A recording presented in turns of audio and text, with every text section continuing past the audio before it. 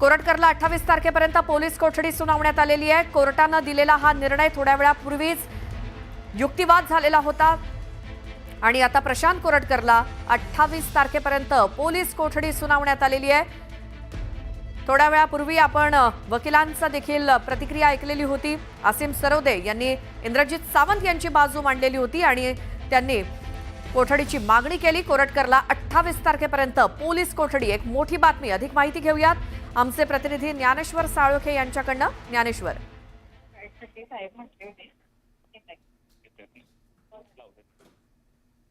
27 तारखेपर्यंत प्रशांत कोरटकर याला आता न्यायालयानं कोठडी सुनावलेली आहे। 3 दिवसाची पोलीस कोठडी आहे ती न्यायालयानं सुनावलेली आहे। खरं तर पोलिसांनी 7 दिवसाची पोलीस कोठडी आहे ती मागितली होती। युक्तिवाद आहे तो दोन्ही बाजूंकडून झाला होता आणि व्हाईस सॅम्पल तपासायचे आहेत। प्रशांत कोरटकर कुठं कुठं राहिला, त्याला कोणी मदत केली याचा तपास घ्यायचा आहे, अशा पद्धतीचा युक्तिवाद आहे तो पोलिसांच्याकडून करण्यात आला होता।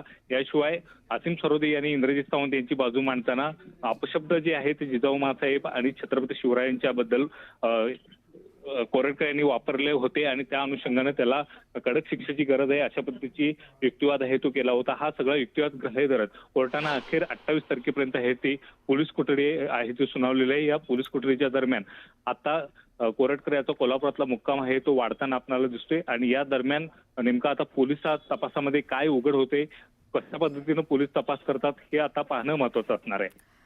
बिलकुल ज्ञानेश्वर, आणि हा सगळा रोष आहे जो आपण मगासपासून दाखवत होतो कोरटकर विरोधातला, दोन्ही बाजूंनी युक्तिवाद झाला कोर्टामध्ये, कोर्टाचा निकाल त्याचीच प्रतीक्षा होती आणि आता 28 तारखेपर्यंतची 3 दिवसांची पोलीस कोठडी कोरटकरला सुनावण्यात आलेली आहे। मात्र पोलिसांनी जी मागणी केली होती 7 दिवसांच्या कोठडीची, मात्र त्याला 3 दिवसांची कोठडी सुनावण्यात आली आणि आता पुन्हा मग सुनावणी होईल। त्यानंतर पुढे काय काय होऊ शकतं, कारण या सगळ्या दिवसामध्ये अधिक तपास पोलिसांकडून केला जाईल, कारण कालच तेलंगणामधनं त्याला अटक करण्यात आलेली आहे। त्यामुळे आता पोलिसांना पुढे तपास करायचा आहे, काही व्हॉइस सॅम्पल किंवा आणखी काही संदर्भात, तर त्यासाठी आणखी काही दिवसांची गरज लागू शकते। तर त्याबाबत काय होणार ज्ञानेश्वर?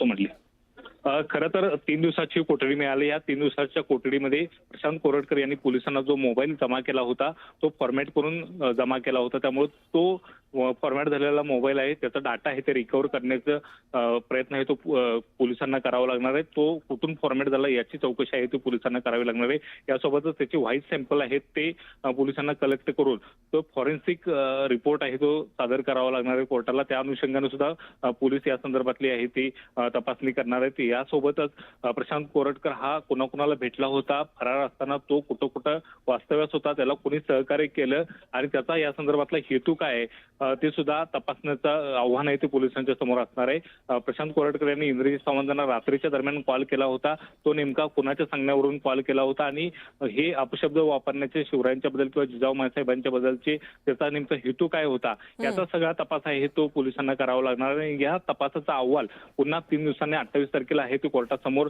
सादर करावा लागणार आणि जर आवश्यकता वाटली तर त्या संदर्भातली पुन्हा एकदा कोठडीची मागणी आहे ते कोल्हापूर पोलीस करू शकतात। मात्र एकूणच पाहायला गेलं तर सध्या 3 दिवसाची पोलीस कोठडी दिलेली आहे आणि या कोठडी दरम्यान पोलिसांना या सगळ्या बाबींचा आहे तो तपास करावा लागणार आहे। खरं तर 7 दिवसाची कोठडी या संदर्भात मागितली होती, मात्र आता कमी कालावधीची ही कोठडी मिळाली आहे, त्यामुळे पोलिसांच्या समोरचं आव्हान सुद्धा आहे ते वाढलेलं आहे।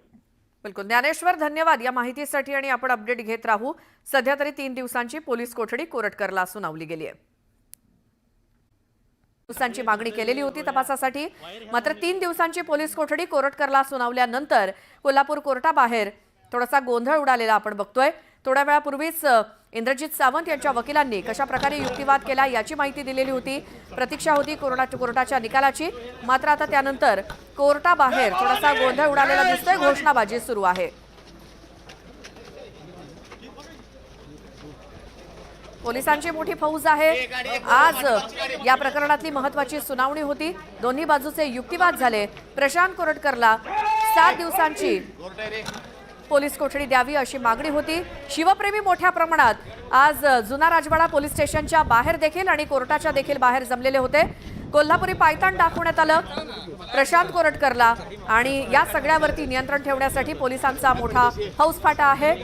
अतिरिक्त फौज सुद्धा तिथं तैनात ठेवण्यात आलेली आहे आणि अजूनही कोरटकरचा निषेध केला जातोय। ही एक्सक्लुझिव्ह दृश्य प्रशांत कोरटकरला बाहेर काढताना पुन्हा एकदा तिथं निषेध नोंदवला जातोय। काही जे निषेध करणारे कार्यकर्ते आहेत, नागरिक आहेत, त्यांना देखील पोलिसांकडून ताब्यात घेतलं जात आहे। कोल्हापूर कोर्टाबाहेरची ही दृश्य आहेत। थोड्या वेळापूर्वी आपण सकाळपासून ज्या वेळेला तेलंगणातनं प्रशांत कोरटकरला कोल्हापूरमध्ये आणण्यात आलेलं होतं, जुना राजवाडा पोलीस स्टेशनमध्ये त्याला आणलेलं होतं, त्यावेळी सुद्धा अनेक शिवप्रेमी तिथे जमलेले होते आणि त्यांनी देखील घोषणाबाजी केली होती। आणि आता कोल्हापूर कोर्टाबाहेरची ही दृश्य। आमचे प्रतिनिधी सचिन जाधव आपल्या सोबत आहेत। सचिन, काय सुरू आहे कोल्हापूर कोर्टाबाहेर? खरं पाहायला गेलं तर कोरटकरांना आता काही वेळापूर्वी पोलीस घेऊन जात असताना शिवप्रेमी आहेत त्यांनी त्यांच्यावर हल्ला करण्याचा प्रयत्न केला। कोर्टाच्या परिसरामध्येच हा प्रयत्न झाला, मात्र पोलीस थोडे सतर्क असल्यामुळं कोरटकरांपर्यंत या शिवप्रेमींना पोहोचू दिलं गेलं नाही। त्यांना ताब्यात घेऊन आता ते पोलीस ठाण्यामध्ये घेऊन गेलेले आहेत पोलीस। आणि सगळ्यात महत्त्वाचं, कोरटकरांना सुद्धा पोलीस गाडीत घालून त्यांना सुद्धा पुन्हा पोलीस ठाण्यामध्ये नेण्यात आलेलं आहे। बरं, सचिन, आपल्याला हे दोन व्यक्ती दिसत आहेत, काळ्या रंगाचा शर्ट आणि आणखी एक व्यक्ती, त्यांनी कदाचित हल्ला करण्याचा प्रयत्न केला। कोण आहेत ते आणि त्यांच्याबद्दल काय माहिती कळली का? अगदी हे शिवप्रेमी आहेत, यांनीच हल्ला करण्याचा प्रयत्न केला होता। आणि मी मगाशी सांगितल्याप्रमाणे कोल्हापुरातले शिवप्रेमी असतील किंवा शिवप्रेमी संघटना असतील, या प्रचंड आक्रमक झाल्याचे चित्र या ठिकाणी सकाळपासूनच पाहायला मिळतंय। जे कोरटकरांनी जे शब्द वापरले होते त्याची चीड इथल्या लोकांना, आणि याच्यामुळं कोरटकरांना आम्ही मारणार, आम्ही कोरटकरांना सोडणार नाही, अशा पद्धतीच्या भावना सकाळपासून व्यक्त होत होत्या। आणि पोलिसांना जी भीती होती ती हीच होती की कोरटकरांवर हल्ला होण्याचा शक्यता आहे, आणि याच्याचमुळं पोलीस बंदोबस्त तैनात जास्त करण्यात आला होता। मात्र कोरटकरांना घेऊन जेव्हा हे पोलीस निघाले तेव्हा हा हल्ला झाला। मात्र यामध्ये कोरटकरांपर्यंत हे ज्यांनी हल्ला केला, ज्यांची म्हणजे इच्छा होती मारण्याची कोरटकरांना, त्यांच्या शब्दामुळं ते त्यांच्यापर्यंत पोहोचू शकले नाही। बरोबर आहे। जय भवानी जय शिवाजीच्या घोषणा दिल्या जात आहेत आणि हे दोघे जण, काळ्या रंगाच्या शर्टातली एक व्यक्ती आणि रंगाचा शर्ट घातलेली दुसरी व्यक्ती, हे दोघेही जण या कोर्टाच्या बाहेर दबा धरून बसलेले होते। जसं प्रशांत कोरटकरला पोलीस कोर्टाच्या बाहेर घेऊन येतील पोलीस स्टेशनमध्ये नेण्यासाठी, तेव्हा लगेचच कोरटकरवरती हल्ला करण्याच्या तयारीत हे दोघे जण होते। खरं तर शिवप्रेमींची गर्दी ही सकाळपासूनच होती। कोल्हापुरी पायतान दाखवण्यात आलं आणि हल्ला करण्याचा सुद्धा प्रयत्न, सकाळी देखील असाच गोंधळ झालेला होता जुना राजवाडा पोलीस स्टेशनमधनं, ज्यावेळेला कोल्हापूर कोर्टामध्ये कोरटकरला आणण्यात आलं। आणि आता ही सुनावणी झाल्यानंतर पुन्हा ज्यावेळेला कोरटकरला पोलीस स्टेशनमध्ये नेण्याची वेळ आली, कोर्टातनं बाहेर काढलं जात होतं, तेव्हा देखील काही शिवप्रेमी हे बाहेर दबा धरून बसलेले होते आणि त्यांच्याकडून कोरटकरला मारण्याचा, त्याच्यावरती हल्ला करण्याचा प्रयत्न झाला। त्याची ही दृश्य आहेत। या दोघाही जणांना पोलिसांनी ताब्यात घेतलंय किंवा बाजूला काढलंय, शांत केलंय, कारण कोरटकरवरती हल्ला होणार याची कल्पना पोलिसांना देखील होती। त्या तयारीतच सर्व पोलीस फोर्स होता आणि म्हणूनच या दोघांना तिथल्या तिथे बाजूला करण्यात आलं। कोरटकरपर्यंत पोहोचू दिलं नाही पोलिसांनी, कारण जे काही आक्रमक झालेले आहेत हे शिवप्रेमी, ते सकाळपासूनच कोरटकरला मारण्याच्या, त्याच्यावरती हल्ला करण्याच्या तयारीत आहेत। आणि ज्या वेळेला सुनावणी संपून कोरटकरला कोर्टाबाहेर आणलं जात होतं आणि आता जुना राजवाडा पोलीस स्टेशनमध्ये पुन्हा नेलं जाणार, त्यावेळी पुन्हा एकदा हे शिवप्रेमी आक्रमक झाले, कोरटकरवरती हल्ला करण्याचा प्रयत्न केला। त्यावेळची ही काही दृश्य आहेत। प्रशांत कोरटकरला 3 दिवसांची पोलीस कोठडी सुनावण्यात आली आहे। आज सुनावणी झाली, युक्तिवाद झाला। कोर्टाच्या बाहेर अजूनही शिवप्रेमी ठाण मांडून होते। मात्र ही सुनावणी पूर्ण झाल्यानंतर ज्यावेळी पुन्हा एकदा कोरटकरला बाहेर आणण्यात आलं, त्यावेळी काय झटापटी झाली त्याची ही दृश्य आहेत। पोलिसांचा फौजफाटा मोठ्या प्रमाणात तैनात आहे, कारण कोरटकरवरती अशा प्रकारे हल्ले होणार हे अपेक्षितच होतं। हाणामारी होणार किंवा इथे धक्काबुक्की होणार हे अपेक्षित असल्यामुळे पोलिसांनी आधीच मोठा बंदोबस्त ठेवलेला होता आणि अपेक्षेप्रमाणेच घडलं। मात्र पोलिसांचा फौजफाटा इतका मोठ्या प्रमाणात होता की हे हल्लेखोर जे शिवप्रेमी आहेत ते कोरटकरपर्यंत पोहोचू शकले नाहीत। ज्या वेळेला प्रशांत कोरटकरला कोर्टाच्या बाहेर आणलं गेलं, पोलीस व्हॅनमध्ये बसवून पुन्हा एकदा जुना राजवाडा पोलीस स्टेशनमध्ये नेण्यात येत आहे, त्यावेळी काळ्या रंगाचा शर्ट घातलेली एक व्यक्ती शिवप्रेमी आहे जो, आणि पांढऱ्या रंगाचा शर्ट घातलेली व्यक्ती, दोघेही कोरटकरच्या अंगावरती धावून गेले। मात्र आजूबाजूला असलेल्या पोलिसांनी त्यांना जागेवरतीच रोखलं, त्यामुळे मोठा अनर्थ टळला। ही एक्सक्लुझिव्ह दृश्य कोल्हापूर कोर्टाच्या बाहेरची, ज्यावेळेला प्रशांत कोरटकरला कोर्टाच्या बाहेर आणलं होतं। जय भवानी जय शिवाजीच्या घोषणा देत आहेत हे शिवप्रेमी आणि कोरटकर विरोधात घोषणाबाजी सुद्धा या शिवप्रेमींकडनं पुन्हा एकदा करण्यात आली। आमचे प्रतिनिधी सचिन जाधव हे कोल्हापूर कोर्टाच्या परिसरातच आहेत।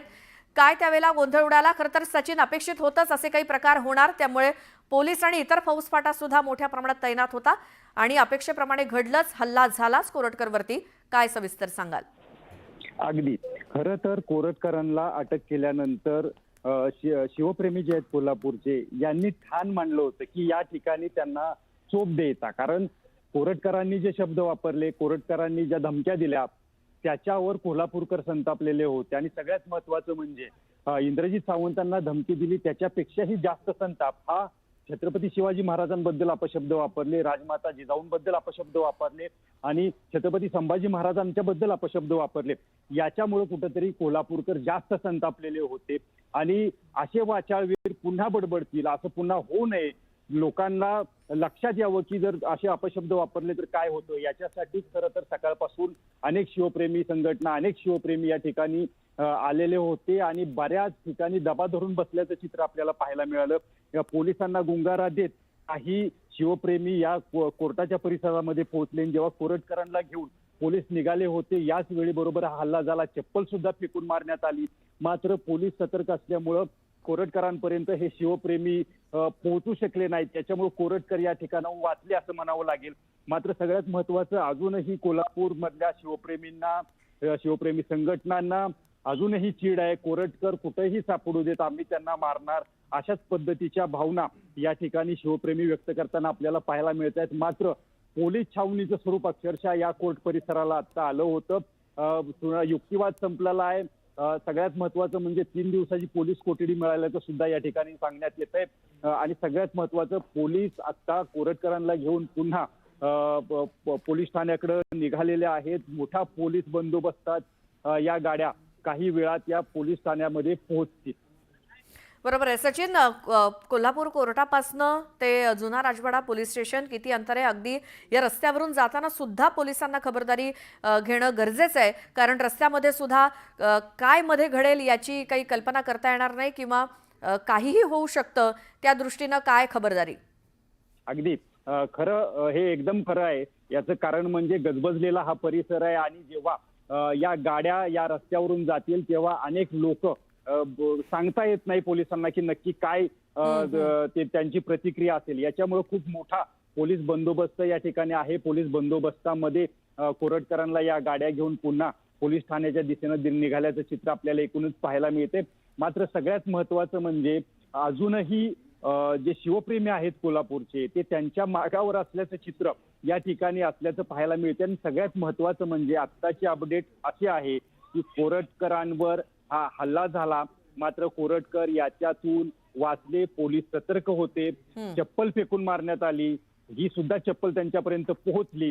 मात्र पोलीस सतर्क असल्यामुळे कोरटकर कुठेतरी वाचल्याचं चित्र आपल्याला एकूणच पाहायला मिळतंय. सचिन, आणि यापुढे सुद्धा जेव्हा जेव्हा कोठडीतनं कोरटकरला बाहेर काढलं जाईल, कुठे न्यायालयात किंवा कुठे काय, तर तेव्हा सुद्धा अशी खबरदारी बाळगणं आवश्यक असणार आहे, कारण हा जो रोष आहे, शिवप्रेमींचा रोष आहे, त्यामुळे कुठेही कोरटकर तुरुंगातून बाहेर आला किंवा कुठेही जर बाहेर त्यांना सापडला पोलिसांच्या ताब्यात असतानाच, तरी देखील असे प्रकार घडण्याची शक्यता आहे. त्यामुळे हे सगळं वातावरण पुढचे काही दिवस कोल्हापुरात असंच राहण्याची शक्यता आहे. आता पुढे पोलीस स्टेशनमध्ये 3 दिवस कोठडीमध्ये कोरटकर असणार आहे. तोपर्यंत काय एकूणच वातावरण बघायला मिळते कोल्हापुरात, याकडे आपलं लक्ष असेलच. धन्यवाद सचिन या सगळ्या माहितीसाठी.